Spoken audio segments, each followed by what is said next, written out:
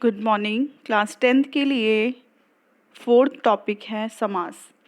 समास दो या दो से अधिक शब्दों के मेल से नया सार्थक शब्द बनने की क्रिया को समास कहते हैं।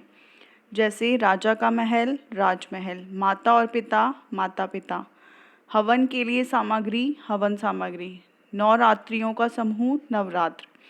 समास का अर्थ होता है संक्षेपीकरण, जिसका अर्थ देखें एक से अधिक शब्दों को मिलाकर एक कर देना, एक से अधिक शब्दों को मिलाकर एक कर देना, जिससे हमें एक नया शब्द मिलता है। जैसे राजा का महल, ये बहुत सारे शब्द हैं, इनको मिलाकर एक शब्द बन गया, नया शब्द राजमहल। राजमहल जो शब्द है वो पूरा एक समस्त पद कहलाता है। समस्त पद को हम दो भागों में विभक्त करते हैं, पूर्व पद और उत्तर पद। पूर्व पद जैसे पाठशाला, पूर्व पद हो गया पाठ और उत्तर पद हो गया शाला। शरणागत, शरण आगत। युद्ध भूमि, युद्ध के लिए भूमि, युद्ध भूमि। समास विग्रह, समास को अलग अलग करने की क्रिया को समास विग्रह कहते हैं। जैसे समस्त पद, समस्त पद का हम क्या करेंगे, समास विग्रह। पाठशाला, पाठ के लिए शाला। शरणागत, शरण में आगत। युद्ध भूमि, युद्ध के लिए भूमि। समास के भेद, समास के 6 भेद होते हैं। अव्ययभाव समास, तत्पुरुष समास, कर्मधारय समास, द्विगु समास, द्वंद्व समास और बहुव्रीहि समास। अव्ययभाव समास, अव्ययभाव समास में पूर्व पद अव्यय होता है तथा वही पद प्रधान होता है। पूर्व पद यानी जो पहले आ रहा है। अव्ययभाव समास का विग्रह करते समय उत्तर पद पहले लिखा जाता है और पूर्व पद बाद में लिखा जाता है।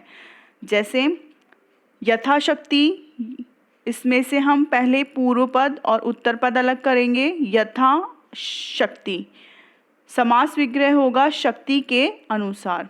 आजीवन, आ प्लस जीवन, जीवन भर। यथाशीघ्र, यथा प्लस शीघ्र, जितना शीघ्र हो सके। प्रतिदिन, प्रति प्लस दिन, दिन दिन। अनजाने, अन प्लस जाने, जाने बिना।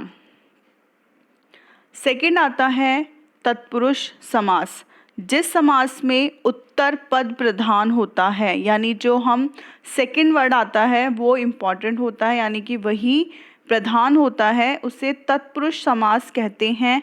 इस समास में समस्त पद बनाते समय दोनों पदों के बीच में आए कारक चिन्हों का लोप हो जाता है। कारक चिन्ह हमने पहले वाले टॉपिक में पढ़ रखे हैं। 8 कारक बताए थे। कर्ता ने कर्म को करण से, संप्रदान के लिए, अपादान से, संबंध काके की, रारे री, अधिकरण में पर, संबोधन हे अरे। तो यहाँ पर कर्ता कारक छोड़ देंगे और संबोधन कारक को छोड़ देंगे।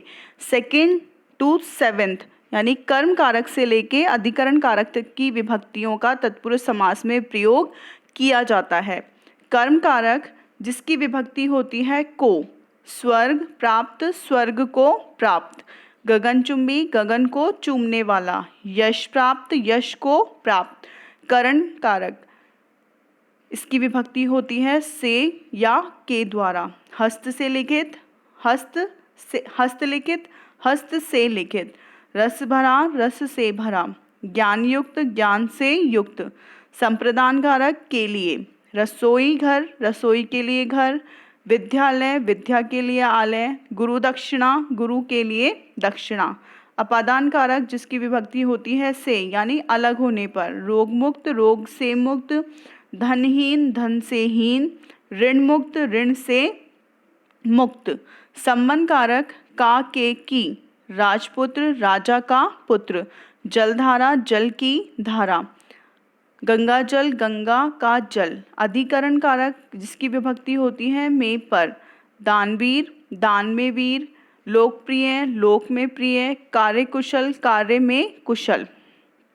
थर्ड टॉपिक आता है कर्मधारय समास। कर्मधारय समास जिस समास के दोनों पदों में विशेषण, विशेष्य या उपमेय उपमान का संबंध हो वह कर्मधारय समास कहलाता है, जिसमें उत्तर पद प्रधान होता है, यानी कि विशेष्य इंपॉर्टेंट होगा और उपमान इंपॉर्टेंट होगा। जैसे पहले हम देखेंगे विशेषण और विशेष्य, यानी पहला पद विशेषण होगा और दूसरा पद विशेष्य होगा। ये भी हम पहले वाले टॉपिक में पढ़ चुके हैं। जैसे नीलगाय विशेषण, विशेष्य यानी उत्तर पद, पूर्व पद और उत्तर पद को हम अलग करेंगे। नील प्लस गाय समास विग्रह हो जाएगा, नीली है जो गाय। यहाँ गाय की विशेषता बताई जा रही है कि वो नीली है। महाराजा, महा प्लस राजा, महान है जो राजा। काली मिर्च, काली प्लस मिर्च, काली है जो मिर्च। उपमेय उपमान, उपमेय उपमान, उपमान का अर्थ होता है तुलना करना और उपमेय का अर्थ होता है जिससे तुलना की जा रही है। विद्याधन, विद्या प्लस धन, विद्या रूपी धन। धन को विद्या को किसके रूप में किसके बराबर बता दिया? धन के बराबर बता दिया। मुखचंद्र, मुख प्लस चंद्र, मुख रूपी चंद्र, यानी मुख किसके समान बताया है? चंद्रमा के समान बता दिया। कमल नयन, कमल प्लस नयन, कमल के समान नयन। घनश्याम, घन प्लस श्याम, घन के समान श्याम। 4 टॉपिक आता है द्विगु समास। द्विगु समास में जिस समास में समस्त पद का पूर्व पद यानी जो पहले वाला पद है वो संख्यावाची होगा, नंबरिंग आएगी, संख्यावाची विशेषण होता है, उसे द्विगु समास कहते हैं। जैसे त्रिभुज, त्रि प्लस भुज, 3 भुजाओं वाला, यानी भुजाओं की विशेषता बताई जा रही है कि वो कितनी है? 3 है। नवरात्र, नव प्लस रात्र, 9 रात्रियों का समूह। चौराहा, चौ प्लस राहा, यानी 4 राहों का समूह। पंच तत्व, पंच प्लस तत्व, यानी 5 तत्वों का समूह। 5th टॉपिक आता है द्वंद्व समास। जिन समास में दोनों ही पद प्रधान हो वह द्वंद्व समास कहलाता है। इस समास में दोनों पद प्रधान होते हैं। समस्त पद, जैसे देखें राजा रंग, दोनों पद इम्पॉर्टेंट हैं, इसका विग्रह होगा राजा और रंग।